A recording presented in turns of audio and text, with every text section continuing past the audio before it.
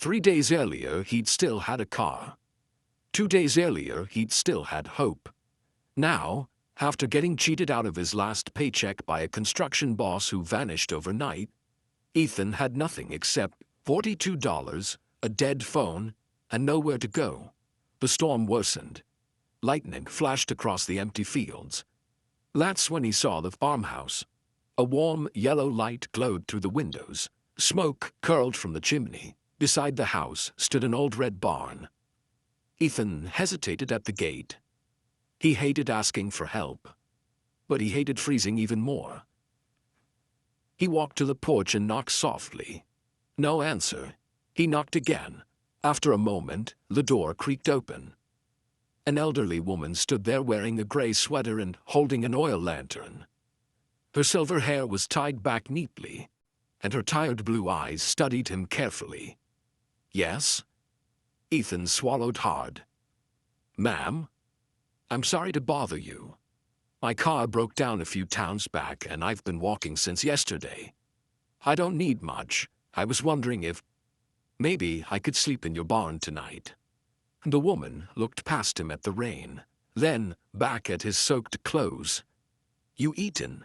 she asked. Ethan shook his head. "I'm okay. That wasn't my question." He lowered his eyes. "No, ma'am." For a few seconds she said nothing. Then she stepped aside. "You're not sleeping in the barn," she said quietly. "Come inside before you catch pneumonia." Ethan froze. "Oh no, I couldn't impose it. You already knocked. That means life pushed you far enough." She pointed toward the kitchen. "Sit." The house smelled like chicken soup and fresh bread. It smelled like the kind of home Ethan hadn't walked into since his mother died 6 years earlier. The woman moved slowly but confidently around the kitchen, placing another bowl on the table. "I'm Margaret," she said. "Ethan. You running from something, Ethan?" He gave a tired laugh. "At this point, mostly bad luck." Margaret didn't smile. "Bad luck follows people who stop believing they deserve better." That sentence sat heavily in the room. Ethan stared into the steam rising from the soup. "I used to believe things would work out," he admitted, "but every time I get close, something falls apart." Margaret finally sat across from him. "Well," she said, tearing bread in half, "sometimes life removes the wrong things before it brings the right ones." Outside, thunder rattled the windows. Inside, for the first time in days, Ethan felt warm. Later that night, Margaret showed him a small guest room near the stairs. "You don't have to do this," Ethan said again. "Yes," she replied softly. "I do." Before closing the door, she added, "My husband used to bring strangers home during storms. Drove me crazy." A faint smile appeared on her face. "But he always said, kindness is the only thing people carry to the grave that still matters." Then she shut the door. Ethan lay awake for hours, staring at the ceiling. Something about the house felt frozen in time. On the hallway wall, he'd noticed old photographs. One showed Margaret beside a tall farmer with kind eyes. Another showed a young man in military uniform. In every picture after that, the young man disappeared. Only Margaret remained. The next morning, Ethan woke early and found Margaret outside, struggling to move heavy feed bags near the barn. "You should have woken me," he said, hurrying over. "And you should probably stop acting like the world owes you nothing," as she replied. Together they carried the bags inside. The barn was old but sturdy. Horses once lived there, though now only empty stalls remained. "You manage all this alone?" Ethan asked. "For the last 11 years. No family nearby?" Margaret paused. "My son was killed in Afghanistan." Ethan's hand stopped moving. "I'm sorry. My husband passed 3 winters later." She brushed dust from her gloves.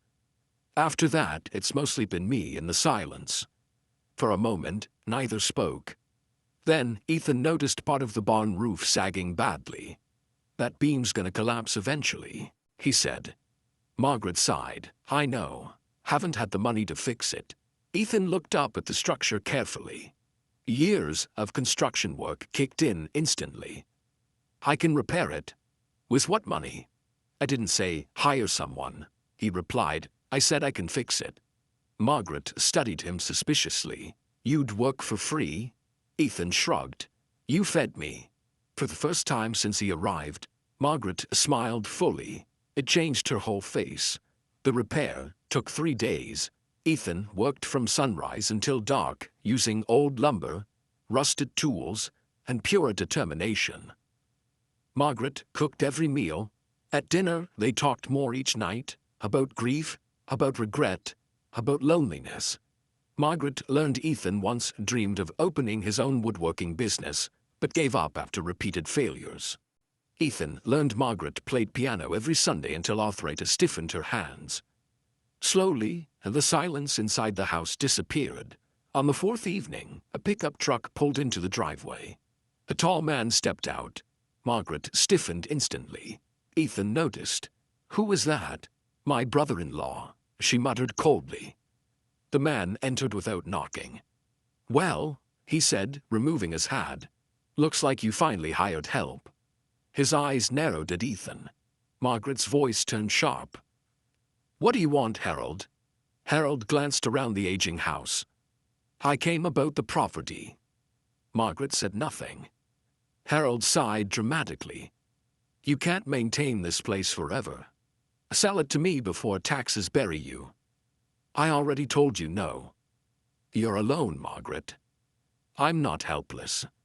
Harold leaned closer. You will be after winter. Ethan saw Margaret's hands trembling slightly. Something about the exchange felt cruel, practiced.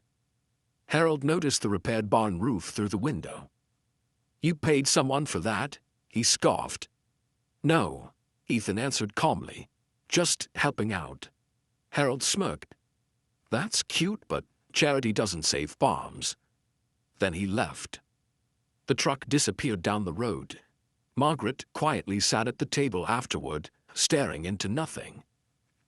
He's been trying to buy this land for years, she whispered. Lowball offers, pressure tactics. Thinks eventually I'll break. Will you? She looked around the house slowly. My husband built this place with his own hands. Arthur nodded. Then don't let him take it. The next morning, Ethan prepared to leave. His backpack sat near the door. Margaret noticed immediately. You found somewhere to go? Not exactly. Then why are you leaving? Ethan avoided her eyes. Because eventually, kindness turns into burden.